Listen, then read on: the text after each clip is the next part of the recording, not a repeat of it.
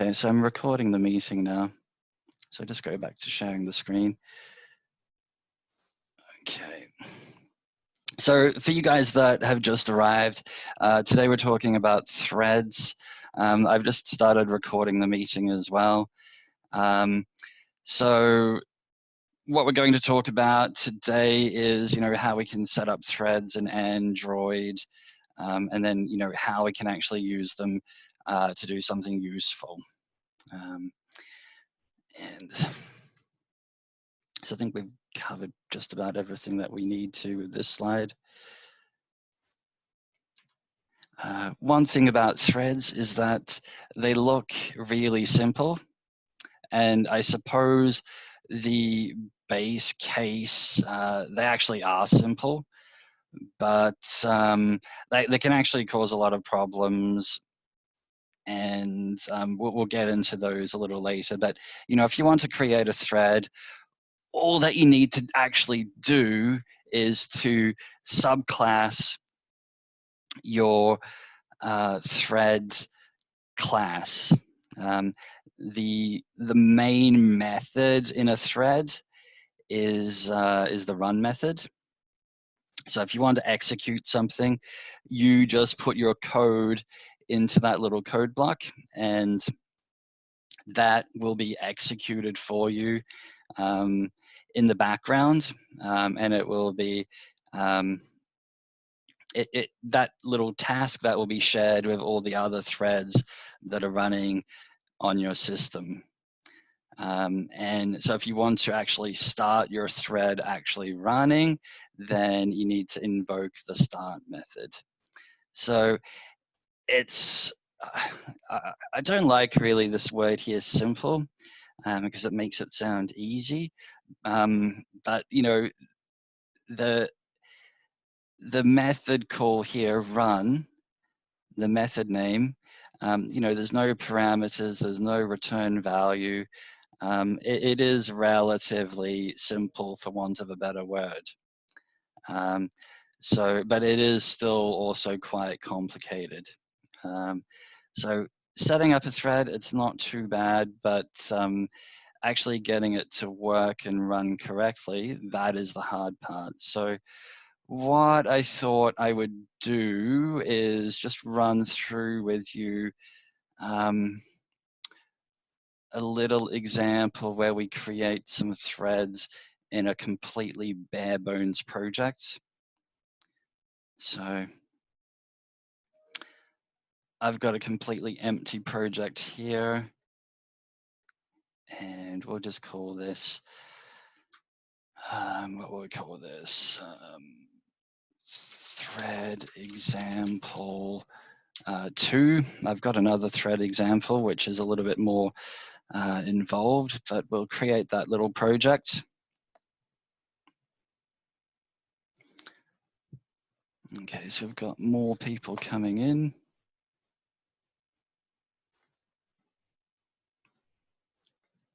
Okay.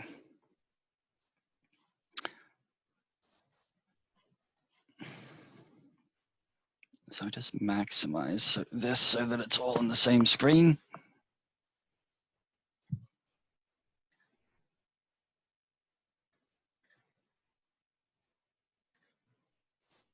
Okay, that's a little better.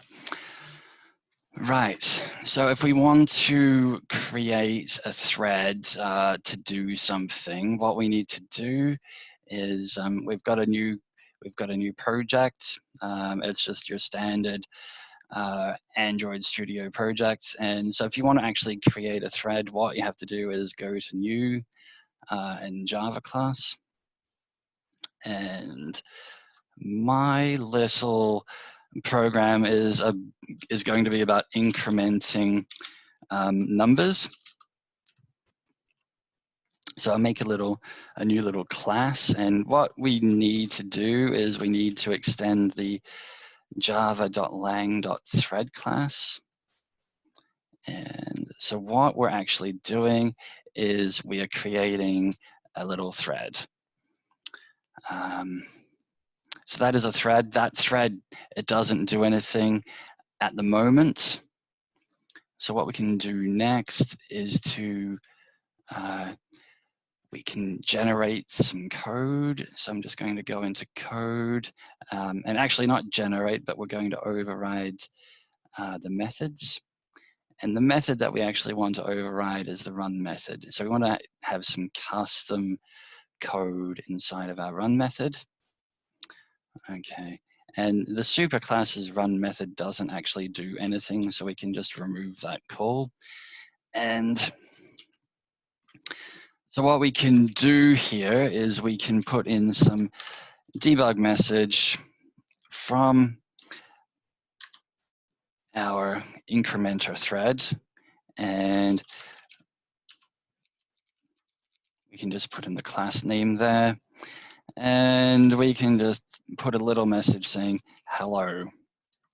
Okay, so this little class, it's just going to run in the background once we integrate it with the rest of our program. So I want this little thread, I want it to run on command. So what I'm going to do is to create a little layout here. So we're going to add a little button to our layout. And because we have a relative layout, I just need to set the constraints.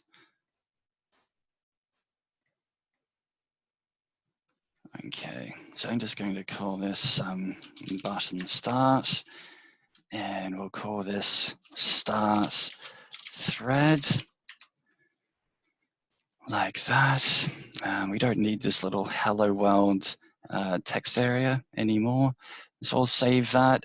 We won't have, well, and we'll run that just so that we can see that it's all running and working correctly. Is everybody able to see my my screen properly? Just perhaps send me a message in the chat.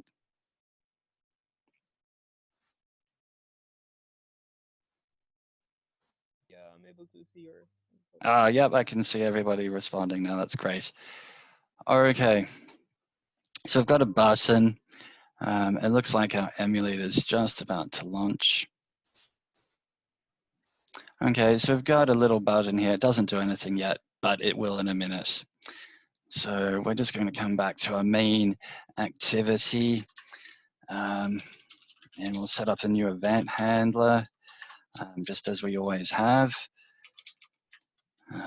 There are different ways of doing this. This is just one of the ways. I always find it relatively easy. So we just set up an event handler. All right, so I've got an event handler so that, you know, when we click on this button, the code here is going to be executed. So what we're going to do is we're going to define our thread, and we're going to construct it like that. And so now we have our thread integrated with our event handler. And from there, we need to run the thread. Okay. And by running the thread, I mean starting the thread. And this is, I suppose, one of those gates where people often have problems. Sometimes, you know, they haven't read the documentation, or they haven't quite heard what I've said, I perhaps. And so this is where you can have issues, because the contract for threads is a little bit different. So if we start the thread, you can see that the thread does in fact run, and we do get a little debug message in our log cache. Okay, so this so the way that people can have problems here is if they try and call the run method directly. So, you know, we've defined our thread class, with overridden the run method, right? And then people think, oh, beautiful. So the way that I can start this thread is to call the run method. And it's interesting. So you can do things like that, right? So you can call the run method directly. And so who can tell me what's going to happen there?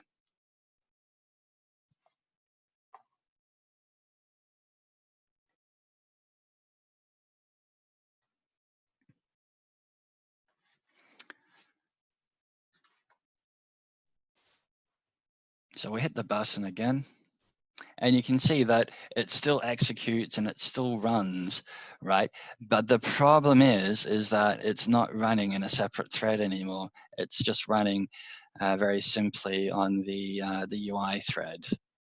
So you have to be really, really careful about the way that you start a thread. You have to use thread.stars, okay? So I'll just put in a little comment in here and say, not this way with capital letters. So this is the way that you want to do it. So this here, that constructs our thread, gives our thread all of the information that it needs. And then thread.start actually creates that actual process, right? The slow part. So then the process is, you know, scheduled and it will be running and actually starts to execute the code that we actually have inside of our little run method just over here. Right, so I just thought I'd show you different things that you can do. And so some threads like this, right? Some threads like this one here, they have so-called thread death, right? And thread death happens once your run method has finished. I don't know if people can see my cursor, but I'll just highlight. So the end of the run method there, it's that little curly brace. And so once the code finishes, stops running, the thread is going to die. It's no longer going to execute. And we've got a little comment here. And yeah, it does have to be called run. And yeah, okay, that's good that you can see the cursor. It's sometimes I use a multitude of different video conferencing tools, and they're all slightly different. Yeah, so this method has to be called run. So once that run method finishes, the thread is going to be dead. Once the thread is dead, right, you can't then start the thread again. So if we were to do something different, you can see here that we're creating the thread inside of our event handler. If we were to do something different and just create the thread, right, as a member variable of our activity, so it's going to be created once at activity creation, that will work, but it's only going to work once. And I'll show you what happens. Okay, so we've got our method, we've got our logcat, so we'll start the thread. Okay, so you can see that our thread has run, it's run once, right? And when that method finishes run, right, the thread dies. So if we try and call thread.start again, that should throw an exception. It shouldn't like that at all. So we'll try that. And you can see here, we got a dirty, great big stack trace. So again, I'm just trying to show you some of those things that happen when you take your program off the happy path and onto the unhappy path.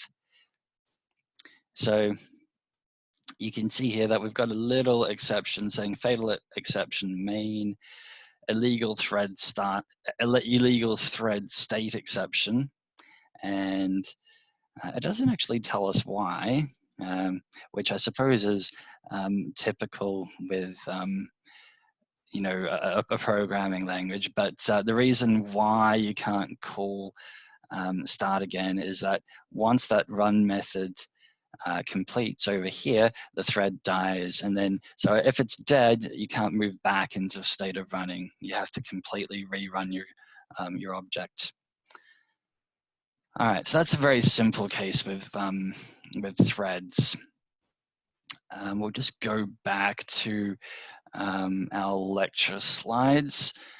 And I think I just have to minimize this. And run my presentation again. Okay, just go down a little bit. All right, so that brings us to the life cycle of a thread. So you can only get that new state, right, which will allow you to call start when you have newly created a thread, right? So what will happen then is that your thread will transition into the running state, and that's when it is calling the or executing the code in the run method. And if your run method just executes some code and then finishes, the run method will return and then it will move down to the dead state over here. Otherwise, if your the state here, otherwise, if your run method is quite big, or if your run method runs forever, which can actually happen, so you can have a infinitely running thread, that's okay. You know, if you have a network server or something, then what's going to happen is that your thread is going to be periodically interrupted. So sometimes other processes need to run. You might have, say for example, if you have a game, you might have a game loop thread, and that might get interrupted by, say, the user input thread. So you can get interrupted with thread, I guess, synchronization methods like wait, and you can also be woken up with things like notify. You can also, the thread can be asked to go to sleep with the sleep method, which we'll have a look at in a minute. And your thread can also just go to sleep because the operating system wants it to go to sleep because there's a higher priority task. There's one more person in the meeting room. I'll just admit them. Okay. And so that's the life cycle. In general, if you want to have a well-behaved thread, you should put it to sleep. And you know, if your thread is doing a lot of work, then you should put it to sleep so that it's a well-behaved thread, and so it doesn't take over the CPU. There is actually a serious problem with threads, and we'll get into that in a minute. I think I've talked about all of these things. Yeah, so the big problem for threads is the problem with the so-called race condition, and that's a timing issue where you've got multiple threads and you're all of those different threads are all reading and writing to the same objects in memory at the same time. And because the way the threads run is non-deterministic, every time you run your program, the threads will run in a different order. It means that the final result of your calculation or the running of your application can be different. So we'll just have a look at that with our simple example of what can go wrong. Okay, so we're going to make our program a little bit more complicated. And what we're going to do is we're going to have, at the moment, we've got one of these incrementer threads, right? But we'll actually have a couple of them. And we'll all get them to read and write to the same location in memory. So to be able to do that in Android, we need to make a little container class. So I'm going to call that counter. And in that little class, I'm going to have a variable called int counter, like that. And we'll also have a little method called increment. And so what will happen is we'll just increment that value like that. And yeah,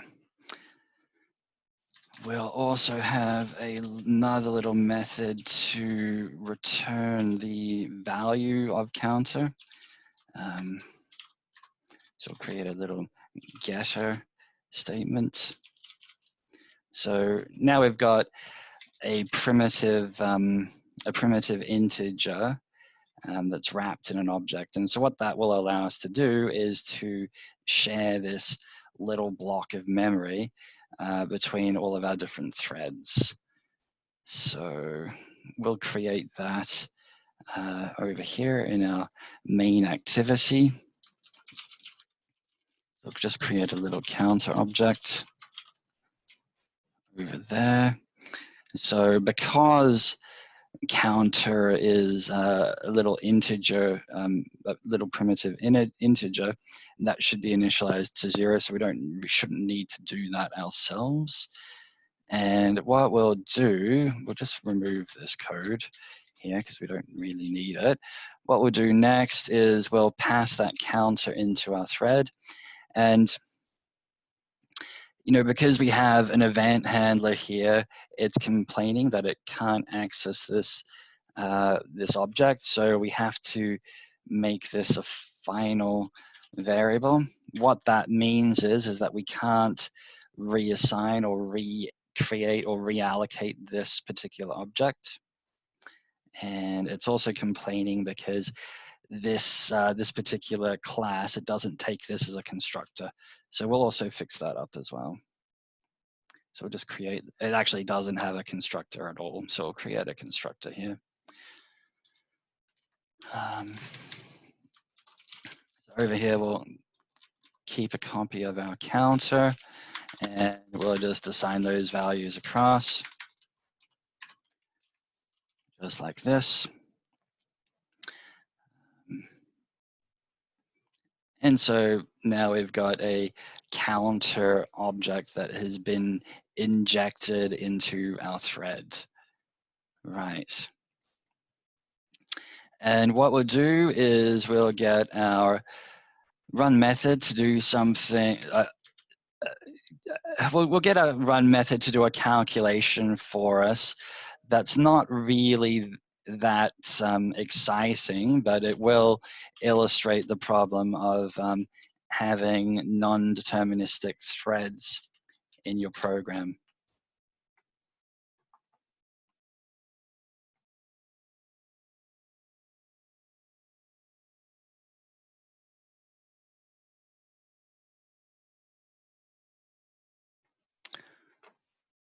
Okay, so I just make my my little for loop here. And so what we're going to do is we're going to call the counters increment method. And so we're going to call that like that. So for one thread, right, we should expect to see that this, by the time we're finished with this, we should expect our counter object to be incremented 100 times, right? So we can have a look at that as well. So what we could do there, just to keep it simple, we can create a little debug message. So just key that in with increment a thread. And what we'll do is we'll get the actual value of the counter. And we need to convert that to a string. Just like that. And so we'll run our program again.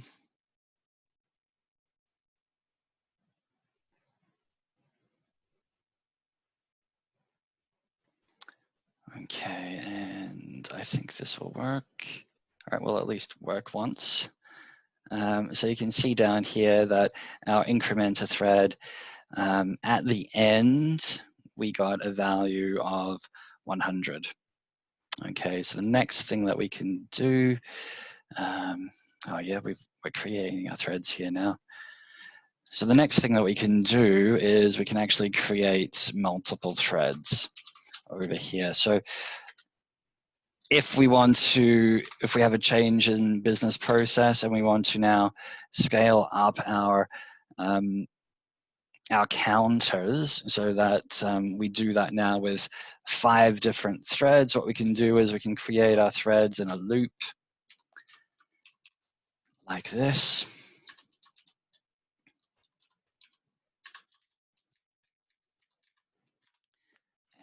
And start them one by one. So, and ideally we want to get all of the, I guess ideally we actually want to, how do we want to do this?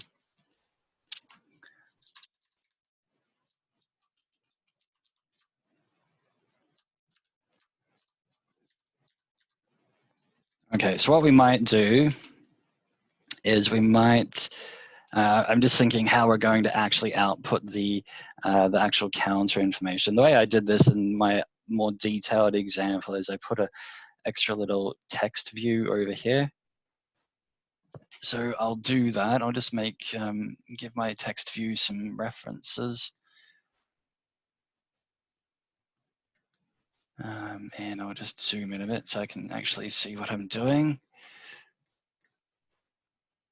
I'll just position that over there and make it a little bigger. And we'll leave the ID as text view, that's okay. And we'll get a little reference to that.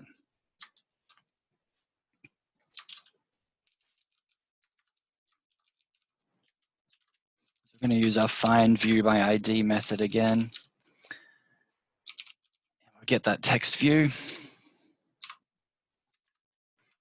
And we'll make both of these variables final because we don't want to redefine them. And what we'll do here,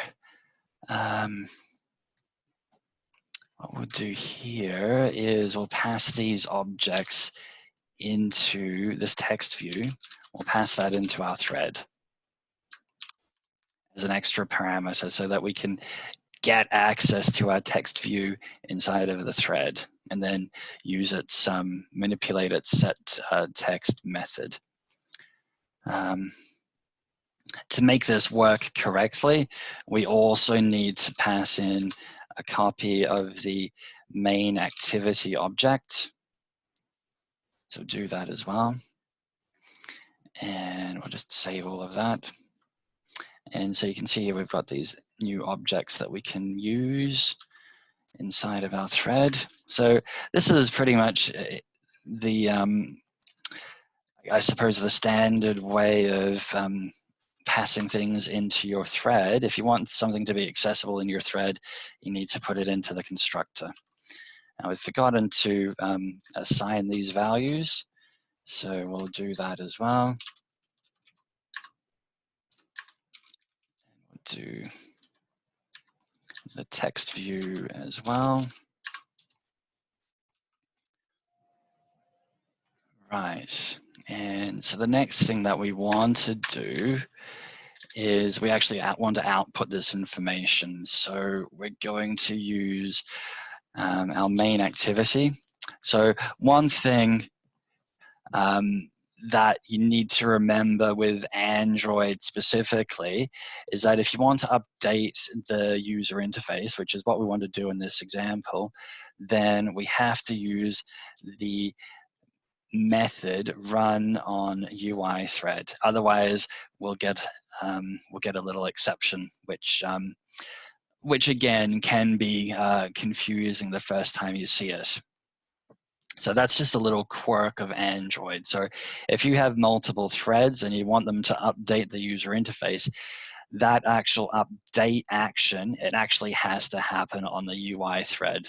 So something that's important, I suppose, to realize is that each of your Android applications, they all actually have several threads running already by default. And one of those is the user interface thread. So what we'll do here is it takes as a parameter a runnable. And a runnable is actually just a shell. It's just an interface that allows you to execute whatever code you put into your run method. And so from there, what we can do is we can use the text view and then use the set text method. Whoops. Use the set text method to set the text to be the actual content of the counter. And I think if we run our code, we should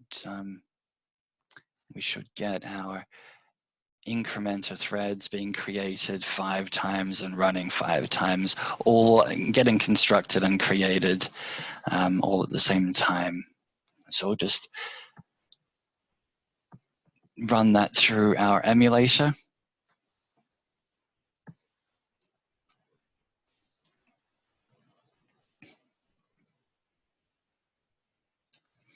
Okay, we'll just bring our emulator up and hopefully this works. Okay, and there we go. You can see it's gone to 500, which is what you'd expect. You know, that shared counter variable, it's running from 0 to 100, and then we're doing that 5 times. So 5 times 100 is 500. But if we run this a couple of times, oh, I know why. So that's okay. It's the issue there is that I'm not resetting my counter. So I'll just add an extra little method here. Void set counter. So just create a little setter here, and it actually doesn't need a set method. What we might just do is we might just have a little reset method just to keep things simple. We know which value we want. We want 0. So we'll put that to 0. And then over here, inside of our event handler, before we start our threads, because this is an activity-wide object and it lives longer than the threads, we just need to reset that every time we click that event handler. So we'll just run our code again.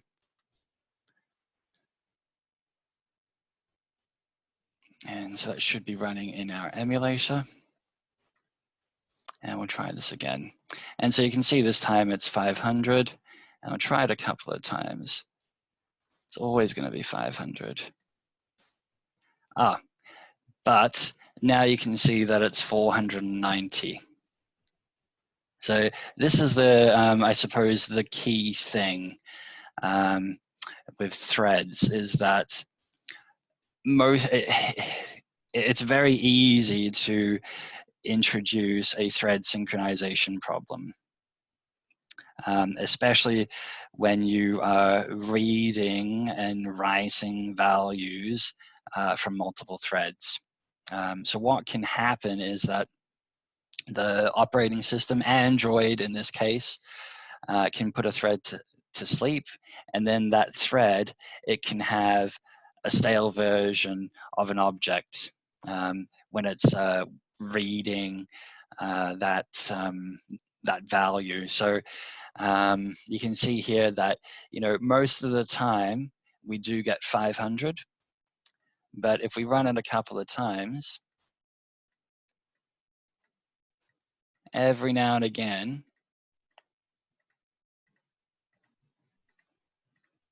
looks like I have to push the button a lot for that to happen.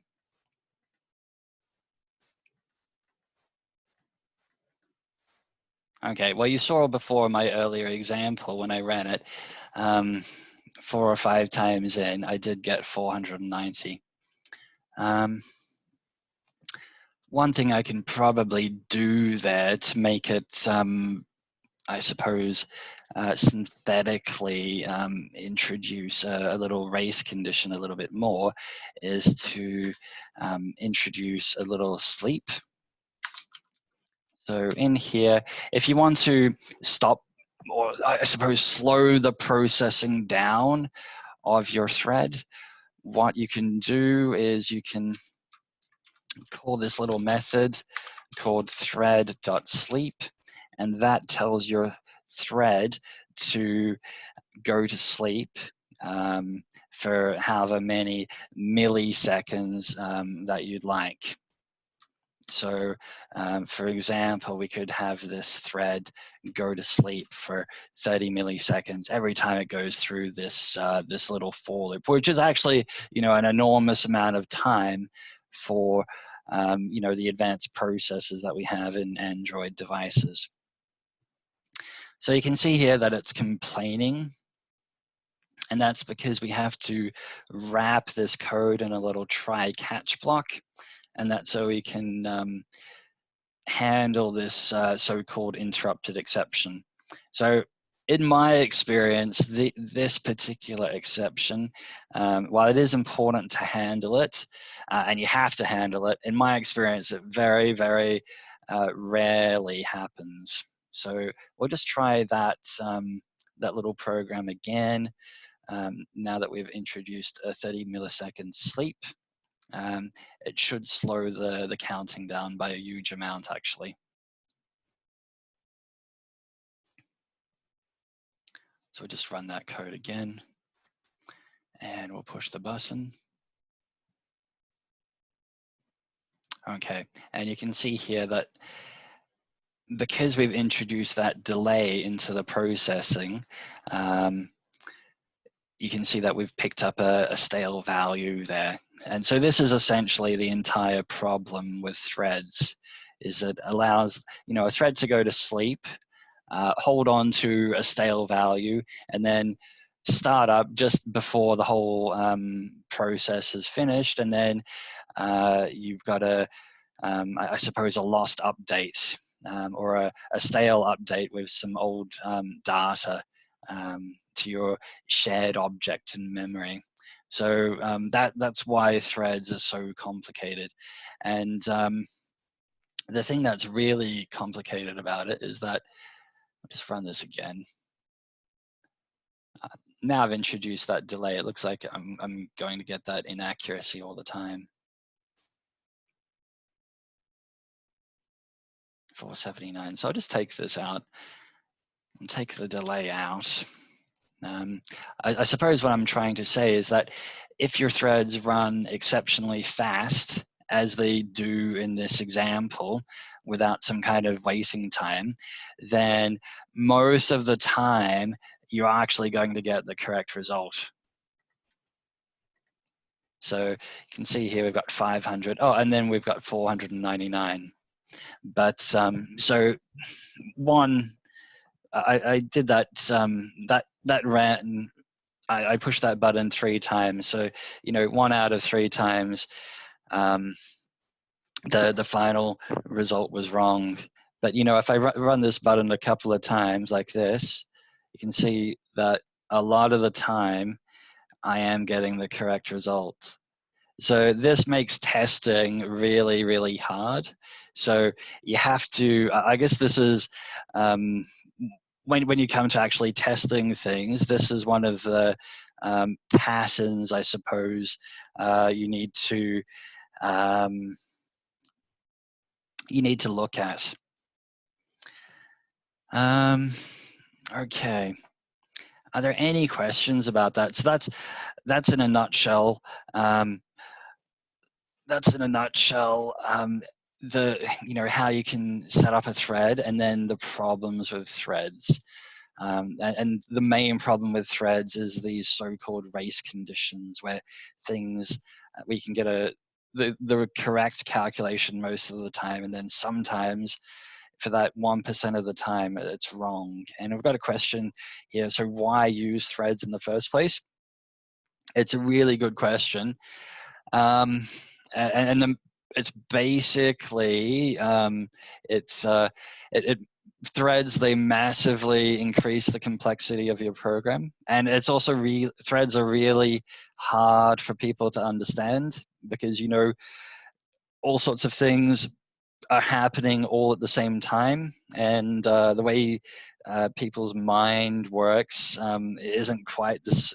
It's not quite the same way, and it's hard to conceptually imagine how the computer is doing all of these time sliced tasks all at the same time. That's really hard to imagine. Um, but as for why would you do it? It's so that you can do long running tasks in the background, basically. Or it's also to enable you to have, say, for example, an event handler that runs in the background. So you might have some file events. You might have some. I think the main reason is to have is to have asynchronous tasks. So you can put some kind of process into the background. So that's the main problem with threads. The fix is actually pretty easy. And I'll just go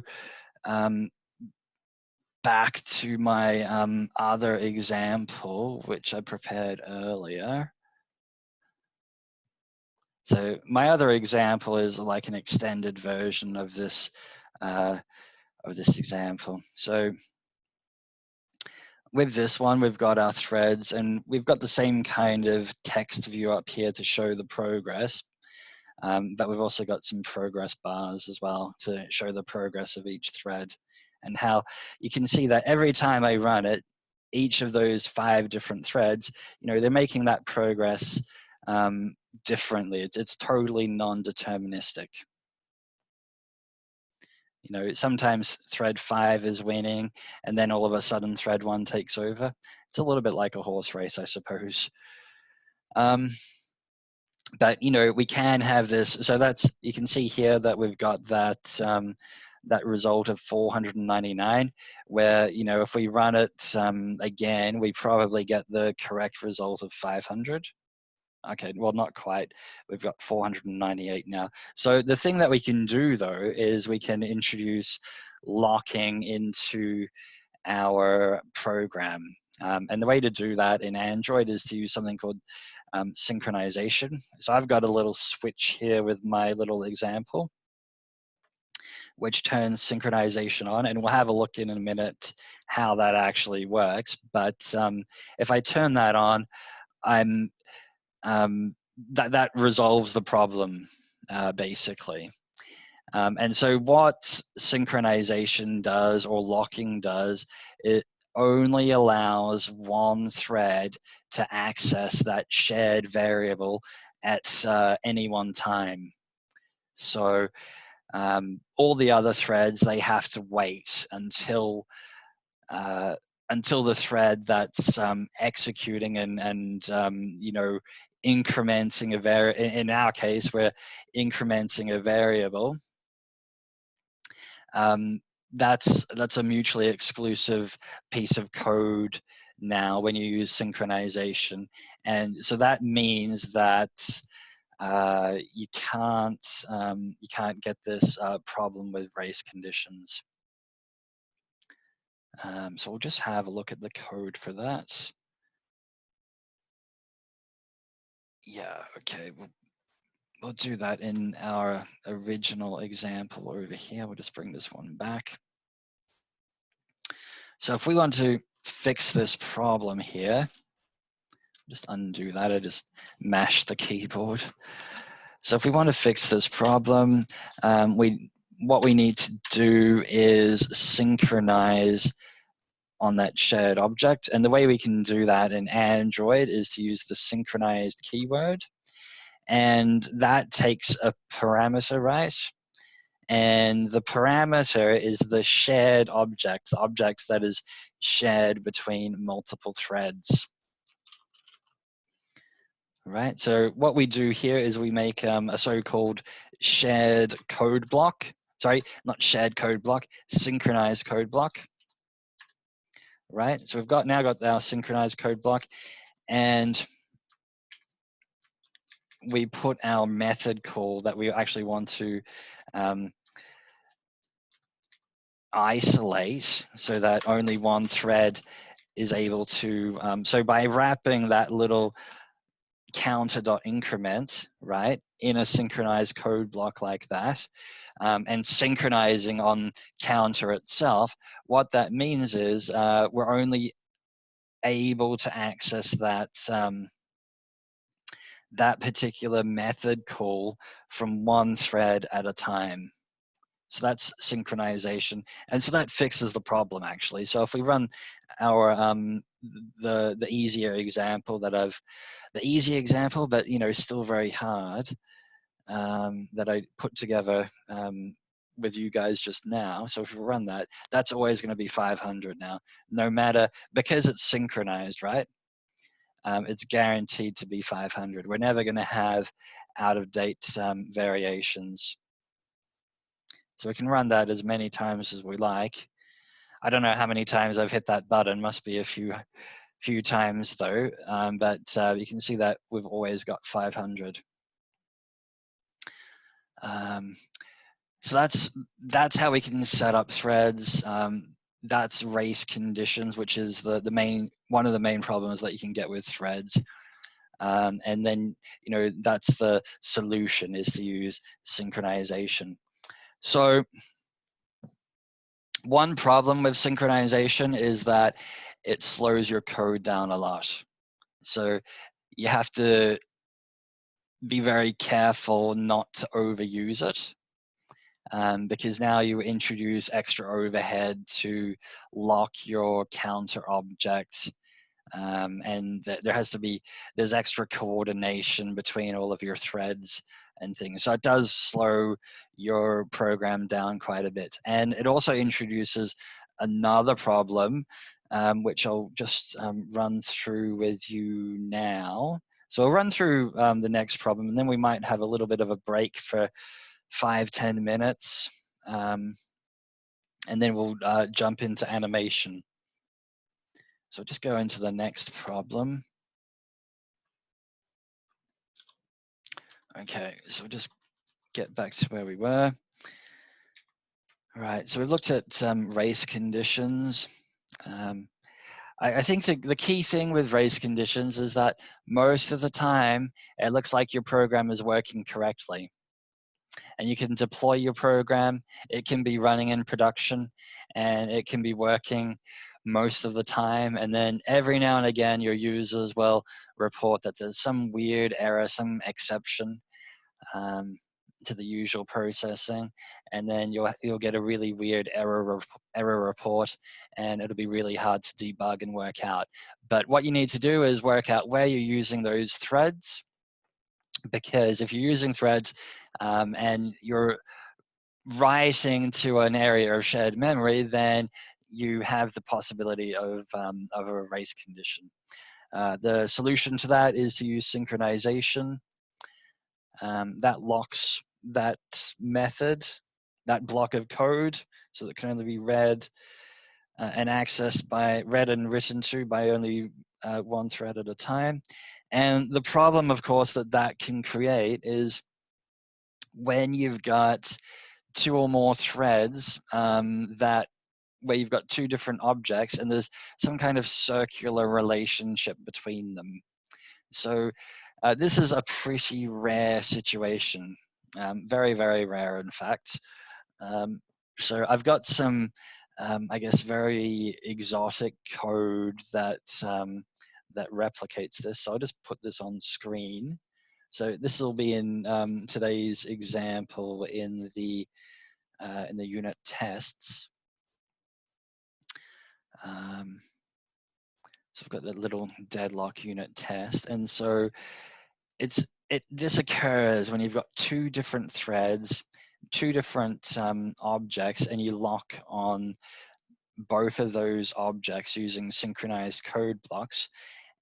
But you also, inside of that synchronized code block, you've got a nested synchronized code block. So I guess this is like the code smell, right? Or a good indication that you're doing something wrong is if you try and have a nested synchronized code block, because what that does is it introduces this circular relationship between your between your threads and the locking of those threads and the objects that you're locking. And what can happen is that your threads and your locks, they get into a so-called deadlock situation. We'll just have a look at that. We'll just run this unit test. We won't debug it, we just want to run it.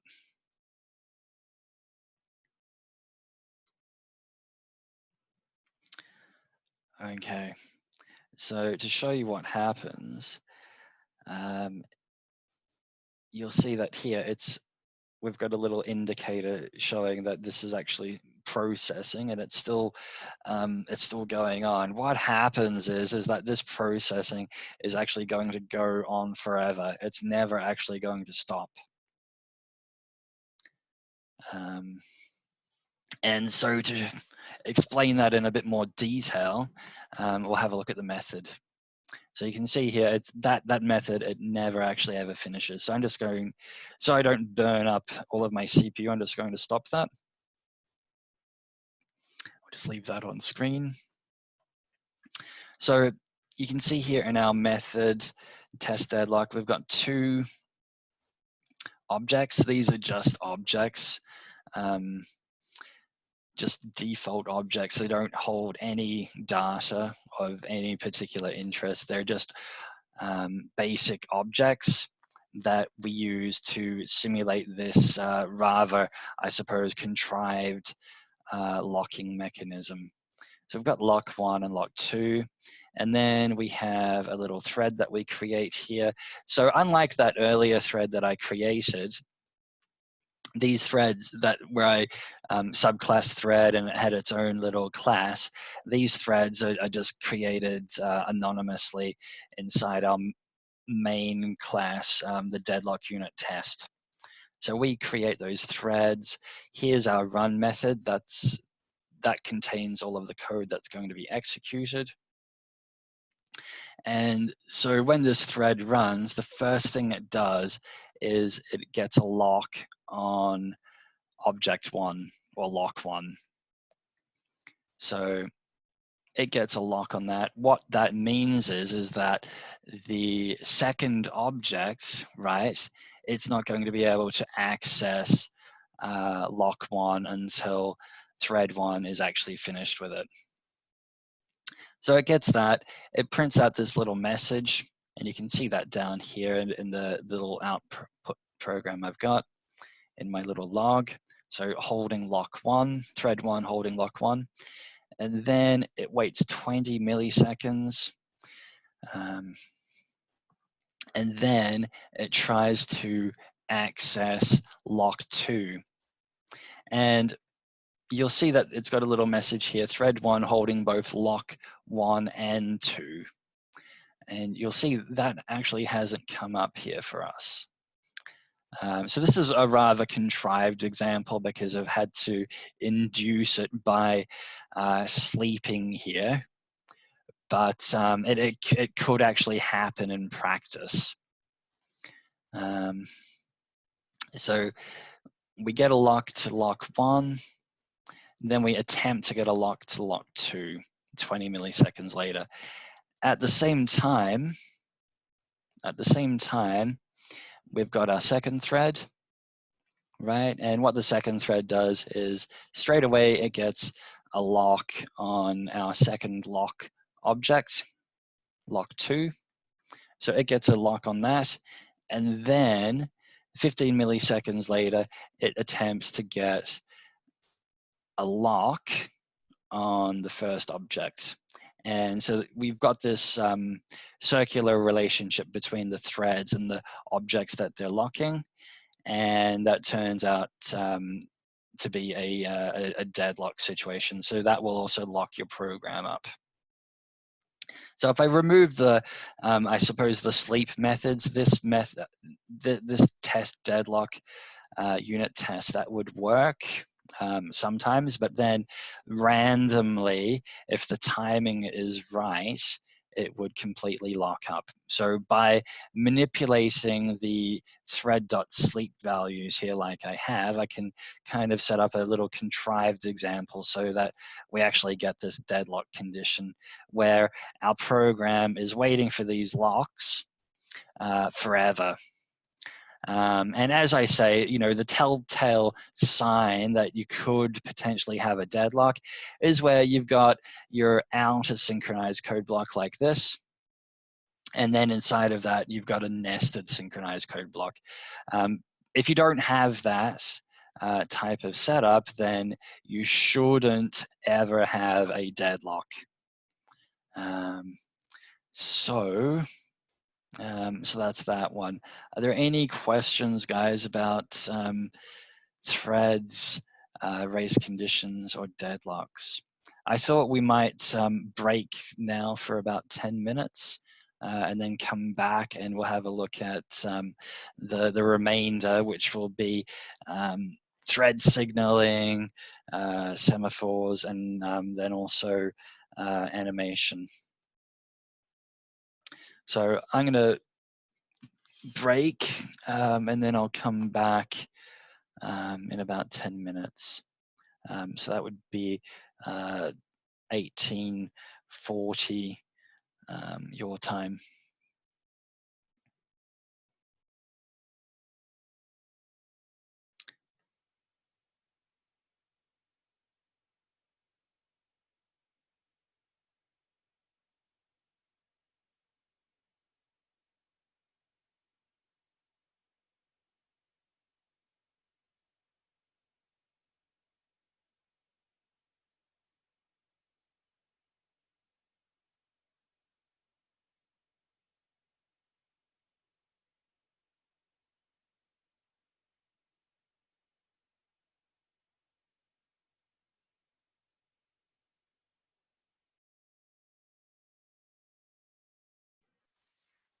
Okay, so I'm back, guys. Hopefully that break was long enough for everyone.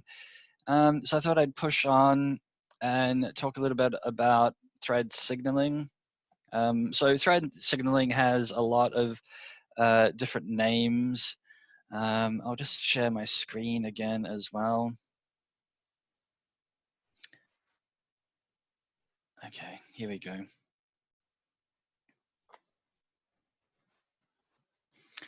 So there's lots of different names for thread signaling.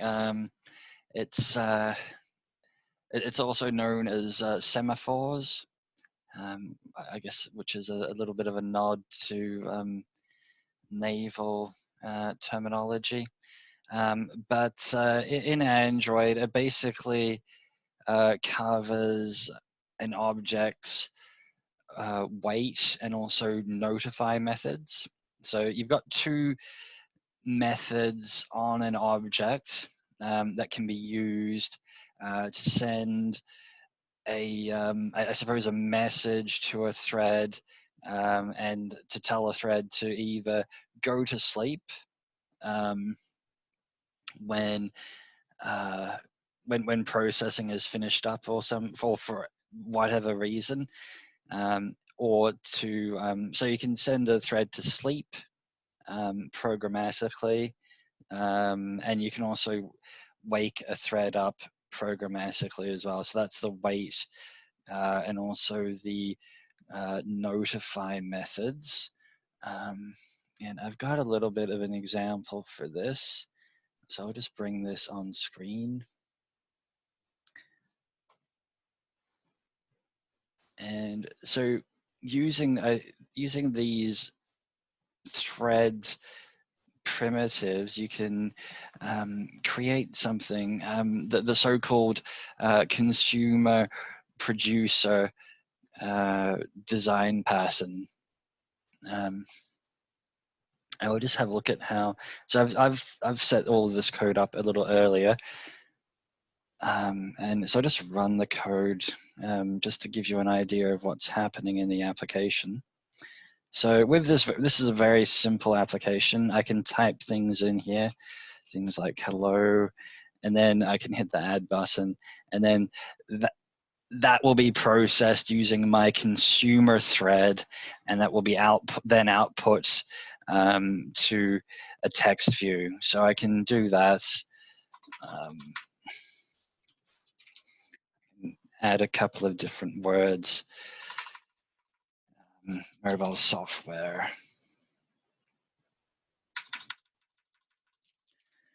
Development. Right, and so if we use event handling, we could probably do all of this processing a bit more directly. It's just that with Android, I was struggling a little bit to work out how to best illustrate how this works. So that's what happens is you can put information into this input box over here.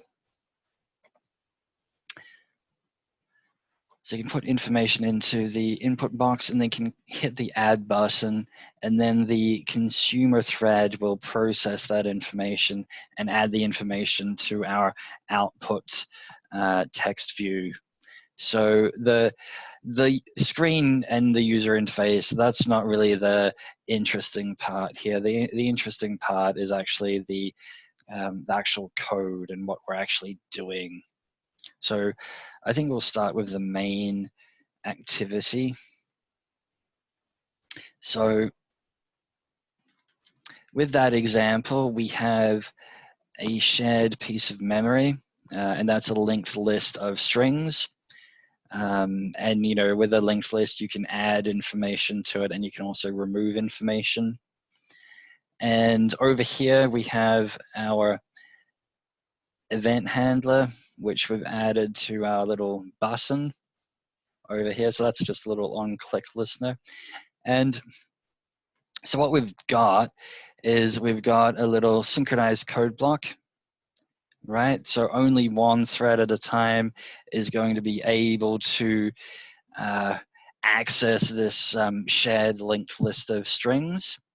So when we add things to our input text here and hit the add button, this little bit of code is going to be created, right? So whatever is inside of our input text area, that's going to be converted to a string, added to our linked list. And then we're going to use the notify method over here. So if we look at any object, in fact, so if we defined another object up here, just a default superclass object, and we called it object is equal to new object. If we look at the available methods, you can see that there's a notify method, and there's also a notify all method. So every single object in Android, if we look at the add button object, for example, there's also a notify method. There's also a wait method as well, right? So every single method has a notify and a wait method. And so we're going to use those to send signals. The only thing with these methods is that they don't do anything, right, unless they're inside a synchronized code block. So calling notify here on its own, that's not going to do anything. Doesn't send any signal to any thread. We have to do it inside of a synchronized code block. So we'll delete this. So this code here, that's not useful. Right, so over here, we wake up what we're doing here is we're actually waking up the consumer thread. And so I suppose the whole idea of the consumer and the producer design pattern is so that we minimize polling. So instead of polling this linked list for data over and over and over again, we only access the list when we're notified that an item has been added. So here, what we do is we add an item to the list, and then we notify our consumer thread over here that some data has been added to it. So our main activity here, this is actually our producer thread. I didn't set up another thread here called producer or anything, because we already have that capability with our event handler, so it's not really necessary to make the example any more complicated. So over here in our consumer thread,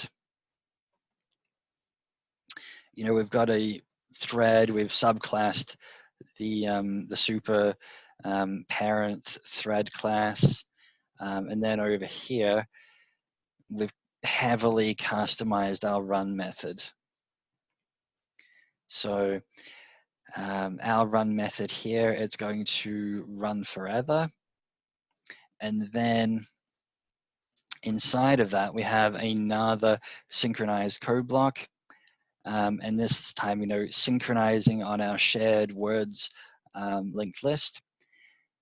And what we do is, if that list of words is empty, then we actually send this thread to sleep.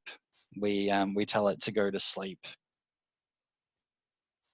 So if we looked at the debug log for this, probably have to scroll up a little bit.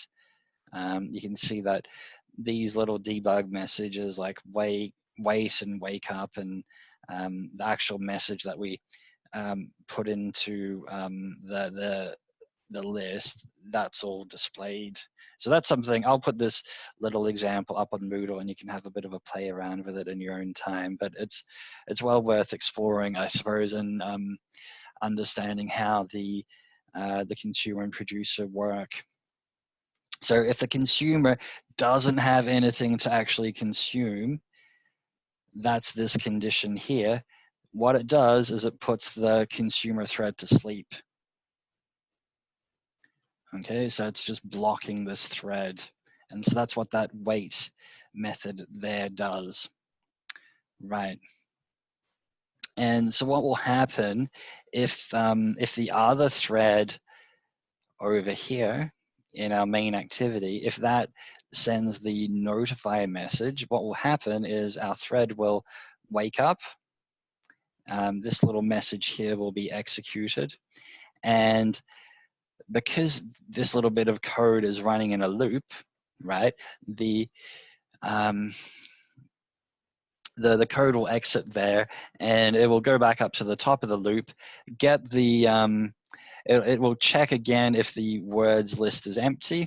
And if it's not empty, it will come down here to execute this little bit of code here. And so what that does is to get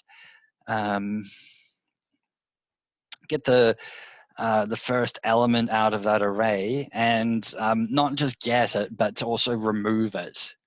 So we can use that linked list as kind of like an intermediary queue, I suppose, to turn our threads on and off, so that we don't have our threads, our consumer thread, whizzing around polling our data, our words list all the time for different values, for string data. So that's the consumer and producer design pattern. And also a very good example of thread signaling. That's a little bit of a harder step again, I suppose, from just the thread fundamentals that I covered earlier, but still, an interesting topic. And this is just what I've already talked about, just a little bit more information about that. But it's all about putting the thread to sleep and then waking it up as it needs to be woken up. So, you can save a lot of CPU time by doing that. And you can get squeeze a bit more performance out of your CPU, out of your processor. Right, so the next thing I wanted to do was to talk a little bit about animation. I suppose this is the fun part of the session. So what we're going to do is take this little reindeer animation and then use a thread um, to draw into an Android surface view. So a surface view is a view that you're able to draw into using a thread. So a normal view, you can't actually do that. So this allows you to much more precisely and much more carefully control how animations might be performed in Android. So, you know, this is useful for all sorts of applications. Probably the main application I can think of off the top of my head is, you know, if you're developing a game or something, you'd want that precise control of your surface view, of your view, so that you can precisely control how it's animated and how it's updated. So we'll go through that little example as well and look at how we can set up a surface view in Android. Okay.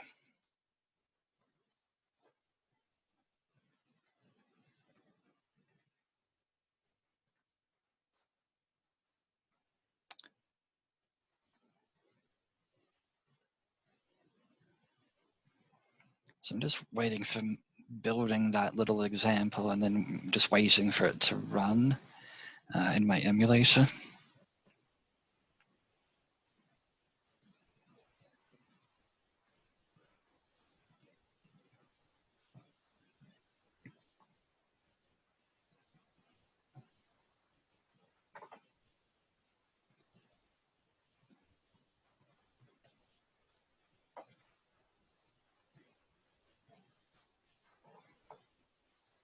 Okay, and I think it is running, it's just not running as yet.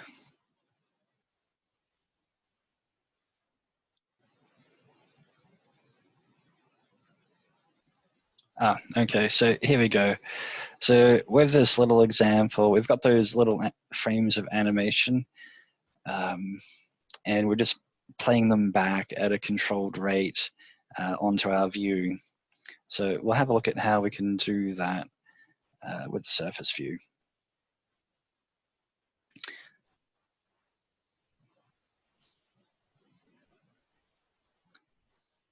Right, and so of course, with threads, there's actually multiple things that you can do with them. It's not just limited to animation. There's multiple things that you can do with a thread in Android. So don't just think, oh, this is for games or this is for animation or things like that. Threads are very useful for doing things like downloading data in the background, for example. And what it allows you to do is it allows your application to continue on with a foreground task while in the background your database is being updated or you're downloading a file for your application. So there's lots of other useful and interesting use cases, but I just thought animation is one use case where you get to play with pretty graphics. But it's probably not for everyone. But there are other more useful things that you can do with threads as well, alongside animation. Right. Okay.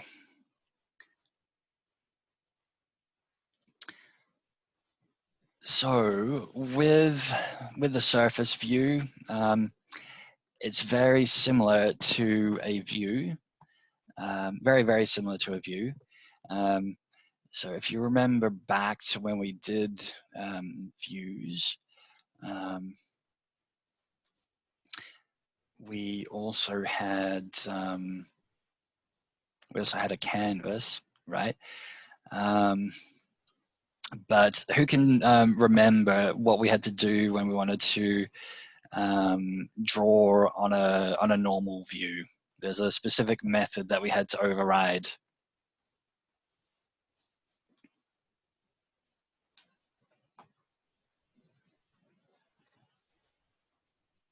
I'm just taking a look at the chat window to see if anybody is going to remember what we did back then. That was a while ago, and probably before the lockdown, and I suppose everybody's just forgotten about everything since then. But if you remember, when we, yeah, it's the on draw method, exactly, yeah. If you remember, when we extended a view, right, and we wanted to actually get access to a canvas, to be able to do a drawing and use that canvas, we had to override the on draw method, right? So with a surface view, there is no on draw method. It's quite different. But eventually you still do actually get a canvas object. So you extend a surface view. You also have to implement these other interfaces. So you have to implement the runnable interface so that you've got your run method. And then all of your drawing will actually, all of your animations and all of your drawing will happen inside of your run method. There's also an extra interface called the surface holder callback, and that's so that you implement all of the surface created, surface changed, and surface destroyed methods, which you need as little callbacks, right? For when you start and stop your surface view. So we'll just go through. I think the main thing to go through when you look at a surface view is the run method. It's probably the thing that's the most different. Okay, so because we have an animation and we want our animation to keep going, right?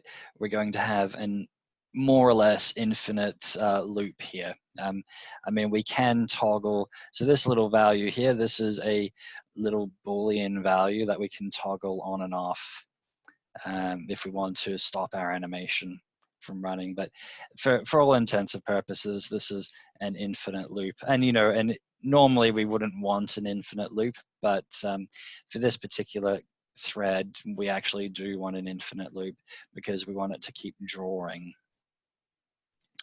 And so we want to, the main thing that we want to do is to actually just get a canvas, right? And then use that canvas object.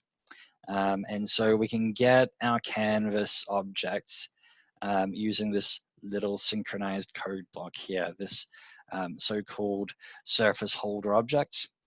So we can use that to get a canvas that we can lock so that, you know, if you have multiple threads all accessing the same surface view, you know, only one thread can access the canvas at any one time. So you could do that, but in most cases, you would only have one thread to draw into a surface view. You could have more, but that would be more, I can't really think of too many use cases where you would want to do that. So you use the holder object's lock canvas method to basically get a reference to the canvas object. And then you can use that canvas object to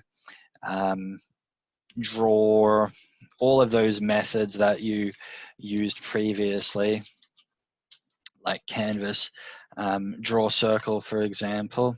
So if we wanted to draw a little circle at point 100, 100,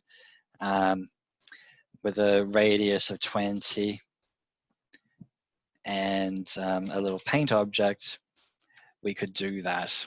Okay, so that's that little bit of code. That's the kind of stuff that you guys did a couple of weeks ago.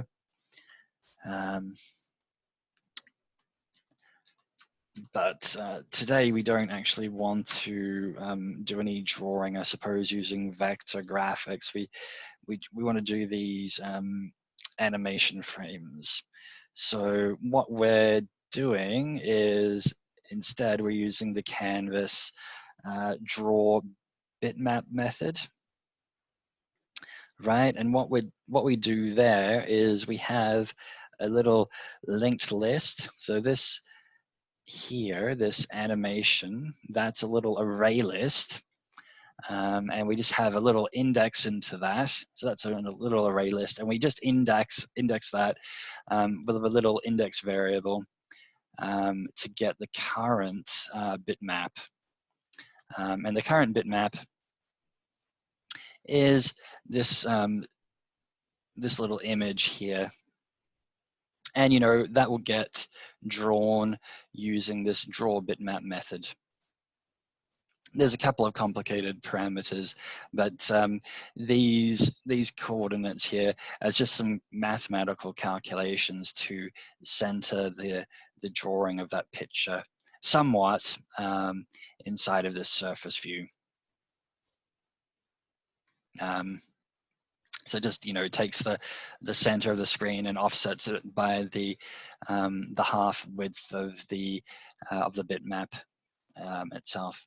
And so over here, we've got a couple of variables to do some accounting, I suppose, with the frame variable. So what we do is we increment this frame variable. It's an integer, right? And we can use that to key into our animations array list over here. So that's why we're using this get method, get, and then the index value. And so if we increment that by 1 over and over again inside of our thread, then we can get this little animation where we're actually just displaying static images, but we're just refreshing the screen so fast that it looks like a proper animation. So this is actually a little bit of a choppy animation. And that's really just because there's not really that many frames of animation. And so over here we have an important block of code. Does anybody have any ideas what's going on here? So we've got current frame is equal to the max sprites minus 1. I suppose we should have a look at what max sprites is. It's a little value that says 7. So that little value that tells you that there's 7 frames of animation.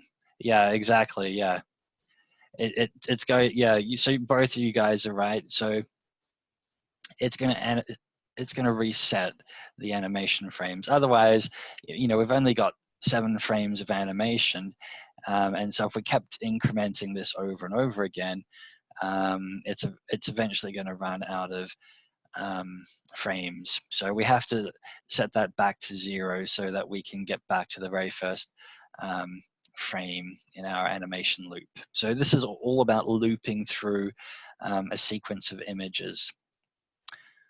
Okay.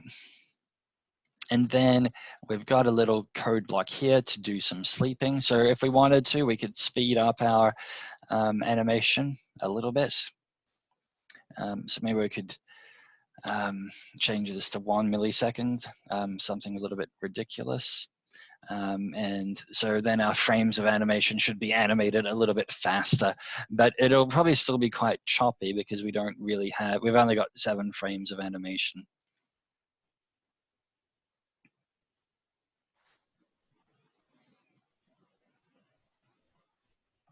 So you can see there that our reindeer's gone a little crazy.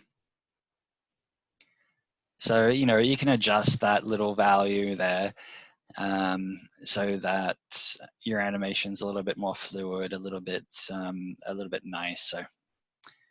So we might multiply this by 10. I mean, so you can calculate it. So you know, what 1,000 milliseconds, that's 1 second. But you can just play with the sleep value here to change how fluid or how fast those frames of animation are changed. You can also see that this is not a perfect frame counting system. So you can see that 10 milliseconds is still quite fast. Maybe we'll change it to something like 50 milliseconds. So, you know, that's one thing that you'd have to adjust and have a bit of a play around with, you know, if this was your own application. Yeah. So it's this particular example, it's really limited by the sprites that I've used. Um, so, well, you can, this is a little better, 50 milliseconds.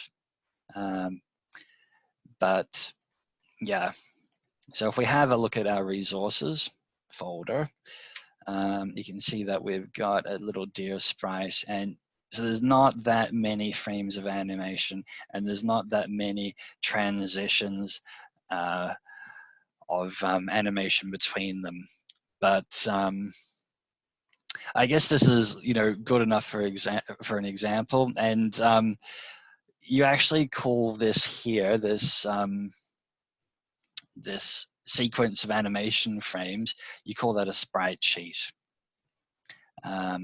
So if you wanted to, you can get freely available sprite sheets off of the internet.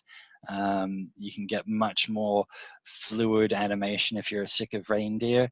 You could change it to be something else. I think at one point I was looking at using this with the Legend of Zelda sprite sheet from the Super Nintendo game. This is incomplete. It's only the animation frames for him, for the hero walking towards the right. But you know, you can get your own frames of animation and put those in here. There's also, you know, different states, object states that you can respond to. So you could create some user interaction so that you can control how a character might be able to walk forwards, backwards, left and right. But you know, that's a whole other class, I suppose, adding that level of sophistication to your application. So we'll just go back to our animation surface. Right, so you can see here what we've been doing is we've been building up our canvas, right? We sleep. I suppose the sleep method, it's not important that it's here. It could be after we do our drawing. It's probably, in fact, better if it was down here. But what we're doing is we are building up our canvas object and the state in there, and then we use our holder object to unlock the canvas and post it to the surface view. And so by doing that, we're able to get this continuous animation, which, you know, it's a nice, cool thing. And maybe it's something that you want to do in your final project, right? So you can do, it's for your final project, it's totally open. You might want to develop your own, I suppose, corporate style of application, or you might want to develop a game. So this is, I suppose, geared more for those people that want to develop a game. But we will do more on the corporate style of application as well. We'll try and cover both. Okay, so there's a few other things that we need to cover here.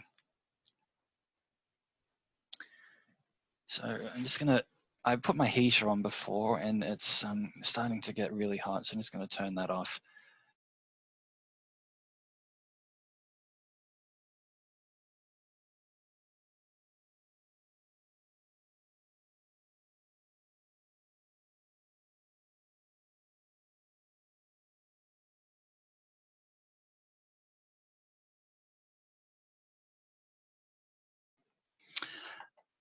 Okay, so I'm back.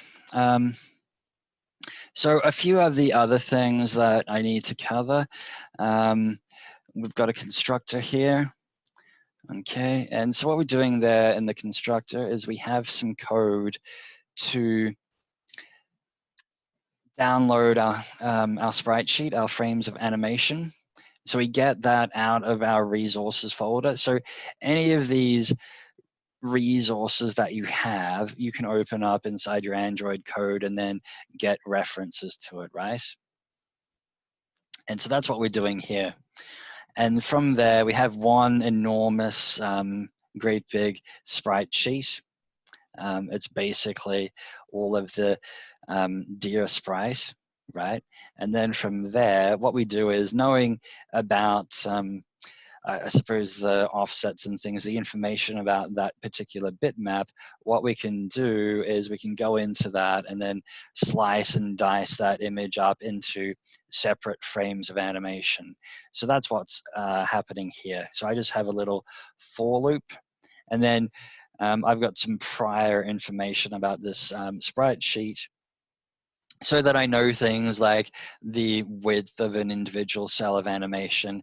I know about the height, and then I can use a for loop to calculate and then slide over that sprite sheet to dig out and extract each frame of animation. So, if you get another sprite sheet, all of those, say for example over here with our little game character, all of those sprite sheet animations, they all have different offsets, they all have different coordinates and things. So that, I guess that's part of the challenge, is you'll need to work out where all of those different offsets need to be. So I've tailored these coordinates over here specifically for that little deer, reindeer sprite sheet.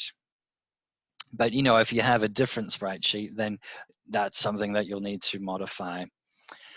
The other things here that are different are the surface created method, and also the other surface changed and surface destroyed methods. And so what these are all about are actually controlling how your thread is actually created. So you have a controller, right? Which is a thread object, which takes as a parameter this, right? And so this code is confusing. I think it's not quite as straightforward as the previous code that we were looking at with threads, but it's important to remember that this is the current object, and this, in this case, is also a runnable. So what's going to happen is that we're going to basically be wrapping our run method over here that we've defined inside of a thread. So this is where we're constructing our surface views thread, which we're going to use to control. And in this application example, it's also generating and constructing our animation as well. It's not just controlling, it's also creating the animation as well with our canvas object. So we create our thread, right? We toggle that little Boolean value for our while loop to true, and then we set the controller to start. And so that will start that process, put it into the background, and start running it, and then allow that thread to draw into our surface view using that holder object. So this method, right, surface created, it's not something that you call yourself. It's a method, a callback method that gets executed at a specific point in time. And that specific point in time is when your surface view is created. So when that's created, when your activity brings that on screen, that's when your surface is created. There's another callback method here, which I have ignored. That's a different, so I guess these are what I would classify as event callbacks. It's kind of similar in a way to how we've created an event handler for things like a buttons on click event. But these are not user interface events. These are kind of operating system events. So this is what happens when the surface created event. That's something that happens when your main activity creates a view, creates a surface view. And then the code that we've got in this callback, that's executed. So, you create your thread, you start your thread. The surface changed one, that's something that in this particular example, have ignored. That's normally not a good thing to do, and I would discourage it in your assignments. But in this particular example, it's not really necessary. What that does is it's another callback that responds to orientation changes. So, your device, it has a default orientation of portrait, and you can change it into landscape. And so when you do that, you might want to have your animation, your game, your app respond to that. Or you may not want your application to do that either. So both cases are, you might have I guess both cases are valid. You might have an application where it's only going to work in landscape mode. And so you choose not to actually implement this or handle this surface changed event, and that would be okay. But the surface changed event, that happens when you rotate things. So I'm not sure what will happen here if I rotate things. It might just crash. Okay, so you can see there that it's still running with the previous orientation. So what you could do is you could stop your thread running in your surface changed callback, and then set things up again so that it can work now with that landscape view. But that's something that I haven't handled here. And it's good that it doesn't crash. I was almost thinking, hey, is that going to crash? But it didn't crash. That's good. And the surface destroyed method, that is a cleanup method. And what that does is it toggles your running Boolean so that once your surface views thread has finished running, right, and it's been posted to the surface view, what will happen is that it'll come back up to the top here with our while loop, and because that has been toggled to false, what that means is that this thread is now going to die, and it's going to also die, I suppose, what we like to call a natural death. So in Android, it's not really possible to just kill threads with a method. There is a method on thread, I think something like stop. We can have a look at that. But you can't really actually call it. So if we have a look at our controller thread, you can see here that we've got a stop method, but you can see that this is actually deprecated. It's not really, it looks like it might still work, but it's not really recommended that you actually do that. It looks like it might throw some exceptions as well. So you want your, by having a little control variable called running, we can allow our thread to die a natural death anyway. And so we've got some extra code in here. There's this extra little method join, which I haven't talked about yet. But what that does is we can actually just click through and read the Java doc. And you can see here that it's just going to wait for that thread to die. So if the thread was sleeping when we did this destroy method, it's just going to get it to run, and it's going to run it until it dies, basically. And so that is how you can implement a reasonably complicated surface view. And so that's a useful example of how you might want to use threads inside of Android. There's some other examples here that you guys can play around with, like the animation surface, but you can have a look at that in your own time. That is pretty much all I wanted to talk about tonight. Are there any questions, guys? We've covered a fair amount. and we've covered a fair amount of complicated topics. And I suppose there's still a few people that need to finish their assignment off. So yeah, that's all I wanted to talk about tonight. What you might like to do, I'm going to put all of this code up on Moodle. I haven't done that yet, but what you might like to do is download the code, have a play around with it, get it running. That's the first step, I suppose, as usual, and then see if you can have a go at changing the actual sprite sheet. So, you could have a go at using the heroes sprite sheet, or you could get your own. But the key thing that you would need to do is, as I said before, you'd need to try and work out what these coordinates here should be to work with that new sprite sheet.